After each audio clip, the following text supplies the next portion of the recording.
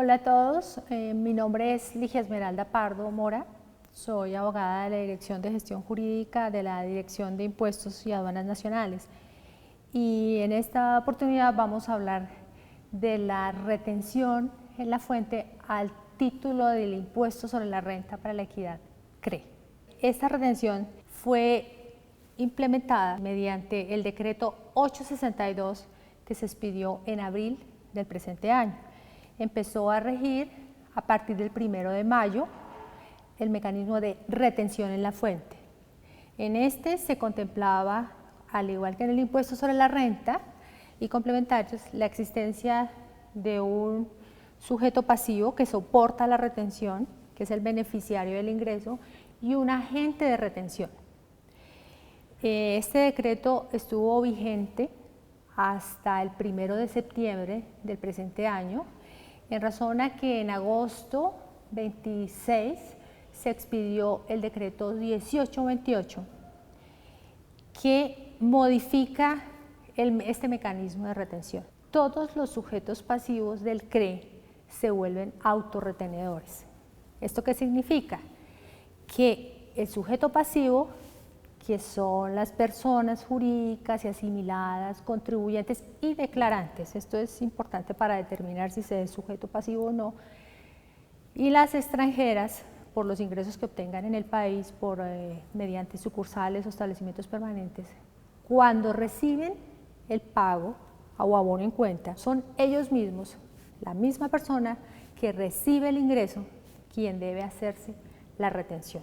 Por eso se denomina autorretención. Cambia, como les mencionaba, sustancialmente, porque entonces desaparece la figura del agente de retención. Ya el agente de retención, quien hace el pago, no deberá preocuparse por si aquel que va a recibir ese ingreso es o no sujeto pasivo de la retención, sino que es responsabilidad de cada uno de los sujetos pasivos, personas jurídicas, reitero, no personas naturales, determinar si ese ingreso que está recibiendo está grabado con el CRE y en esa medida deberá practicarse la autorretención. En esta medida, ¿quiénes no practican la autorretención?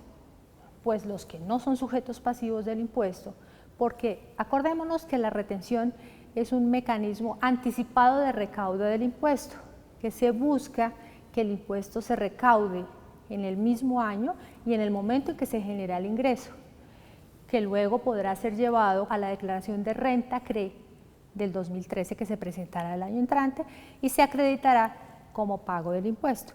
Por esa razón, las personas naturales no tienen que hacer autorretención. Las demás entidades no contribuyentes del CRE tampoco tendrán que hacer la autorretención porque no son sujetos pasivos. Tampoco lo tendrán que hacer las entidades sin ánimo de lucro. Como no son agentes contribuyentes de CRE, pues tampoco tienen que hacer la autorretención del impuesto. ¿Sobre qué procede? Entonces, ya teniendo claro que solamente el sujeto pasivo beneficiario del ingreso es el que se hace su propia retención cuando reciba el ingreso, procede sobre los ingresos que perciba y que estén grabados con el impuesto. Entonces, no procede sobre pagos o abonos en cuenta que de conformidad con la ley determina que se pueden restar algunos ingresos como no constitutivos de renta CRE. Es el caso de la prima en colocación de acciones, es el caso de las indemnizaciones por seguros de daño. Si se reciben estos ingresos, como no están grabados en CRE, porque se depuran de la base, entonces sobre ellos no procede la práctica de la autorretención.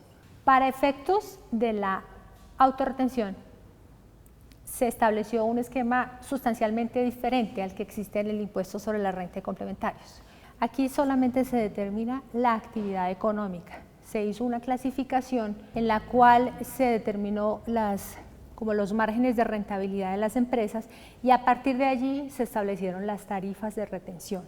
Entonces va por actividades económicas que van de rangos del 0.3 hasta el 1.50. Por ejemplo, la actividad económica que está grabada al 0.30, actividades de agricultura, ganadería, industrias básicas, como toda aquella industria primaria. La tarifa del 0.60 están actividades tales como la construcción, el transporte, telecomunicaciones, el hospedaje, actividades financieras, restaurante, juegos de suerte de azar, actividades informáticas. Y la última, que es el 1.50, están aquellas actividades como la generación de energía, transmisión, distribución, comercialización de gas, tratamiento y de distribución de aguas, todas las actividades mineras y de hidrocarburos, que son las que tienen una mayor rentabilidad, tienen una retención del 1.5%. El autorretenedor, sujeto pasivo del CRE, mirará su actividad económica principal, que debe estar actualizada en el RUT, y con base en ella se practica la autorretención. El decreto, el nuevo, que les mencionaba, el 1828, trajo algo especial que no contemplaba el 862, y es que se tuvo la necesidad de reconocer que hay algunas actividades que, digamos, necesitan una base como especial de retención, que consulte realmente el ingreso que se percibe es el que va a incrementar el patrimonio. Por eso incluyó algo nuevo en relación con el anterior, y es que dijo que las bases especiales que hoy existen en el impuesto sobre la renta son aplicables para el impuesto CRE. Y no obstante, que lo mencionó, fija algunas reglas para ciertas actividades. Por ejemplo, para los distribuidores mayoristas o minoristas de combustibles derivados de petróleo, el decreto dice, la base es el margen de comercialización de estos productos. Para las entidades sometidas a la vigilancia de la superfinanciera, la base es todo aquello que reciba que sea susceptible de incrementar el patrimonio. Y así el decreto incluye otras actividades, por ejemplo, las sociedades de comercialización internacional, pues les dice que su autorretención será sobre el margen de comercialización. La declaración de retención ha sido establecida en dos periodos, uno mensual y el otro cuatrimestral. ¿De qué depende? De los ingresos que se hayan tenido a diciembre 31 del año 2012. Si los ingresos son iguales o superiores a 92.000 VTs, la declaración será mensual.